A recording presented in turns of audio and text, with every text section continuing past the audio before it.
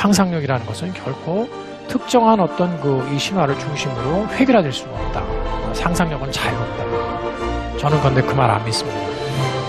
상상력 자유롭지 않다. 한쪽에서는 사람 잡아먹는 괴물로서 천덕꾸러기 맞아 죽고 있고요. 한쪽에는 존경받는 자비로운 그러한 신이에요. 상상력에 있어의 제국주의 실감을 해야 됩니다. 신화라고 하는 것이 과연 우리에게 어떤 의미가 있는가? 신화는 바로 상상력과 이미지의 원천이자 가장 오래 살아남은 스토리이다. 이 융복합의 시대에 가장 적합한 그 신화적 사유로서 우리는 이 동양 신화를 우리가 생각해야 됩니다.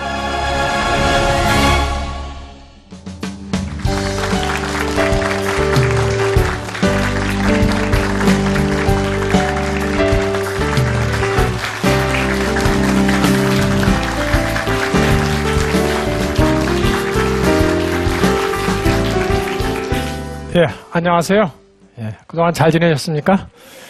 예, 지난 시간에는 동양 신화가 왜 귀환해야 되는가, 이 시대에 우리가 왜 동양 신화를 필요로 하는가, 여기에 대해서 말씀을 드렸고요. 여러분들 공감하셨죠? 예, 동양 신화가 귀환해야 할 우리의 상상력에 말하자면 다양화를 위해서는 동양 신화가 귀환해야 된다. 이렇게 공감하셨으리라고 믿습니다. 그러면 이제부터 우리는 정말 동양 신화의 내용이 무엇인지 여기에 대해서 이제 우리 살펴봐야 되겠죠. 그래서 제2강에서는 동양의 창세 신화에 대해서 한번 살펴보도록 하겠습니다. 창세 신화는 창조 신화라고도 하는데 이 세상이 어떻게 해서 생겼는가 하는 것에 관한 그런 신화입니다. 아마 신화 중에서 굉장히 중요한 그런 내용을 갖는 그런 비중을 차지하는 신화입니다. 왜냐하면 특히 원시 인류가 처음 이 세상에 나왔을 적에 굉장히 궁금하죠. 이 세상이 어떻게 해서 생겼을까? 하늘과 땅은 또 저 하늘에 있는 별들은 또 식물과 동물, 이 모든 또 인간 자체도 어떻게 해서 생겼을까? 모든 것이 궁금합니다. 가장 원초적인 어떤 의문입니다. 그런 원초적인 의문, 이것을 말하자면 이야기로 풀이한 것이 바로 창세 신화 또는 창조 신화라고 합니다. 자, 이제 우리 동양의 이 창세 신화에 대해서 알아보도록 하겠습니다. 자, 태초에는요, 이 모든 이 온 세상이 다 깜깜하고 암흑이었다. 이렇게 옛날 사람들은 생각을 했습니다. 이것은 동서양이 다 마찬가지입니다. 그래서 그리스 로마 신화에서도 그렇고요. 또는 성경의 구약에서의 신화도 태초에는 다 암흑과 혼돈이었다. 이렇게 얘기를 하고 있습니다. 자, 그런데 이제 여기서 우리 동양 신화의 흥미로운 이런 이야기가 있습니다. 자, 혼돈은요, 정말 뭐라고 규정할 수 없는 것이죠. 깜깜하고 아무것도 없으니까요. 정말 뒤죽박죽인 그런 상태이죠. 자, 그런데 이러한 혼돈을 뭔가 이렇게 이미지, 형상화한 것이 있습니다. 이 동양에서는요. 자, 어떻게 형상화했느냐? 바로 이름도 붙였어요. 이 혼돈을 지금 이런 모습으로, 여러분들 이 지금 모습을 보십시오. 이렇게 생겼답니다. 이거 굉장히 참 신기한 일이에요. 혼돈을 한번 그림으로 그려봐라 했을 적에요. 그냥 깜깜하게 그냥 막 색칠할 수도 있을 거예요. 그렇죠? 막 뒤죽박죽인 걸로 보통 우리 생각은 그렇죠. 근데 이렇게 그렸어요. 이 동양에서는요. 이거는 다른 신화에서 유래를 찾아볼 수가 없어요. 혼돈을 이렇게 형상화하고요. 게다가 신격화했어요. 혼돈의 신이에요, 이게. 혼돈의 신인데요. 자, 이 모습을 보면요. 여기 어떻습니까? 얼굴이 없어요. 진짜 혼돈스럽죠. 이 얼굴이 없는. 네. 그런데 밑에 발이 6개 있네요. 그렇죠? 그 다음에 날개가 4개 있고요. 자, 이 혼돈에 대한 기록을 한번 보죠. 천산이라는 곳에서는 금과 옥이 많이 난다. 근데 이곳의 어떤 신은 그 형상이 누런 자루 같은데 아까 누런 자루 이렇게 푸대자루 같이 생겼잖아요. 붉기가 빨간 불꽃 같고 6개의 다리와 4개의 날개를 갖고 있으며 얼굴이 전혀 없다. 춤과 노래를, 그런데요, 특징이 있어요. 춤과 노래를 잘할 줄 알아요. 춤과 노래를 잘하는 이 신이 바로 제강이다. 자, 일단 이 이목구비가 없다는 거, 우리의 그 감각기관, 이걸 초월한 존재라는 거, 그런 의미에서는 이게 아마 그 혼돈의 어떤 속성과도 좀 닮지 않았을까 그런 생각이 들고요. 그 다음에 춤과 음악을 잘한다. 어떤 그 원초적인 힘을 좀 그 에너지화한 거다. 이렇게 그 얘기를 할 수가 있죠. 그래서 이 제강이라는 이런 그 이 존재가 바로 그 혼돈의 신이로서 그런 어떤 원초적인 에너지를 그 가지고 있는 그런 존재다. 감각기관을 초월한 그런 능력을 갖고 있는 그런 존재다. 이렇게 생각해 볼 수 있겠습니다. 여기에서 어떤 혼돈에 대한 우리가 지금 생각하는 것과 같은 어떤 부정적인 그런 인상은 별로 보이지 않습니다. 모습이 조금 약간 엉뚱하긴 하지만요. 예, 그냥 재밌게 봐줄 수 있는 그런 모습이죠. 예.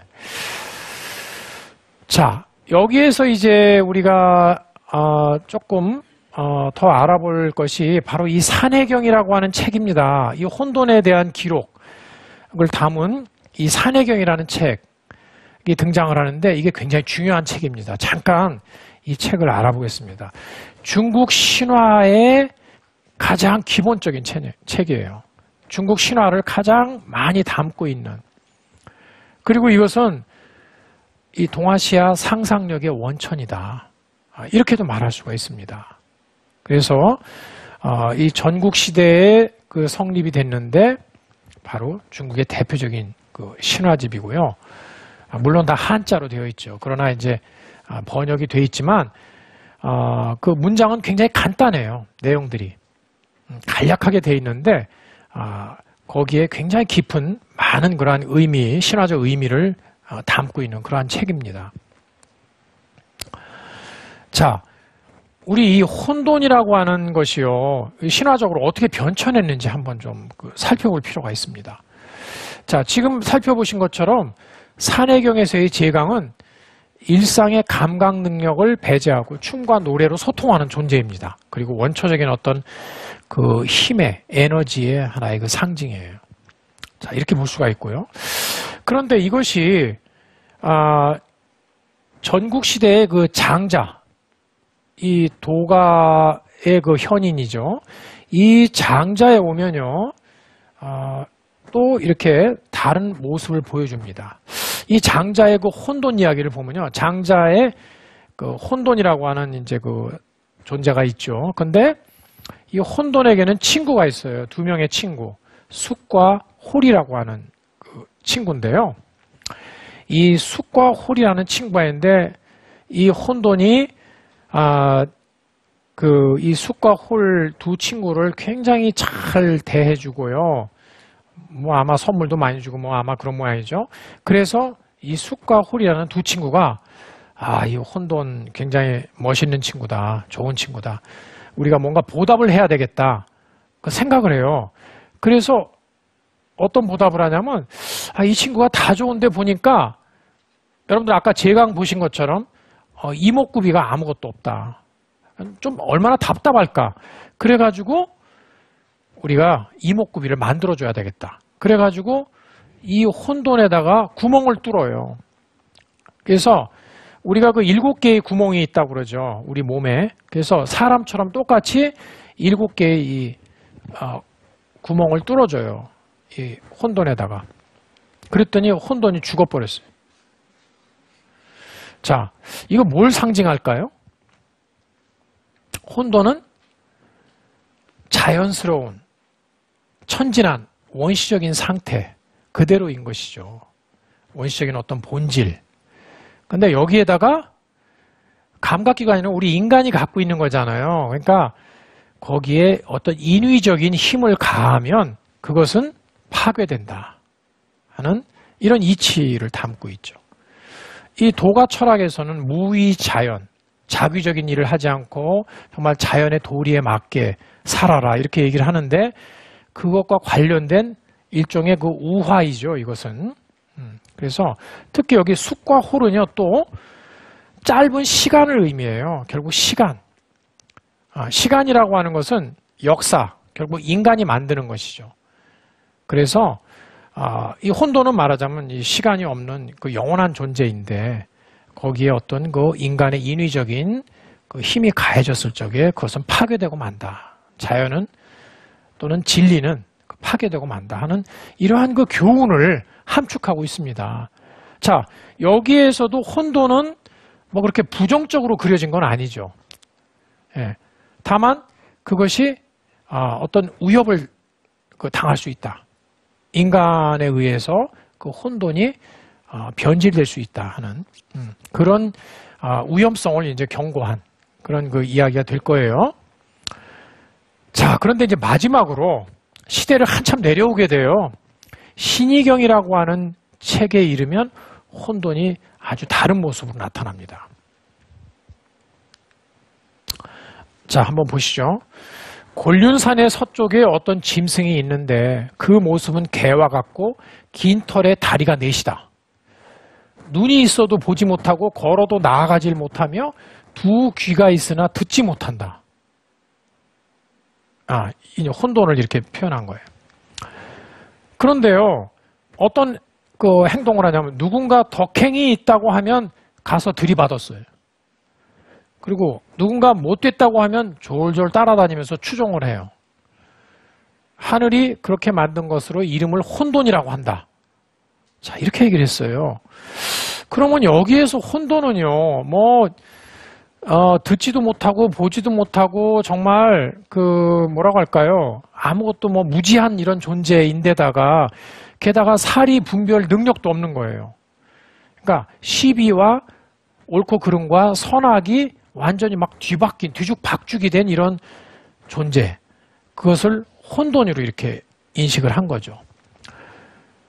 자, 이 신의경이라고 하는 이 책은요, 동방삭이라고 하는 사람이 지었다고 하는 그런 그 책인데 그것은 이제 실제 작자가 아니라는 그 설도 있어요. 그래서 실제 이 책이 만들어진 시기는 3세기라든가 4세기 훨씬 그 밑으로 내려와요. 그러면 그 시기쯤 가면 사람들이 아까 산해경에서 봤던 또는 장자에서 봤던 것처럼 혼돈을 그렇게 좋게 생각하지 않았다는 거죠.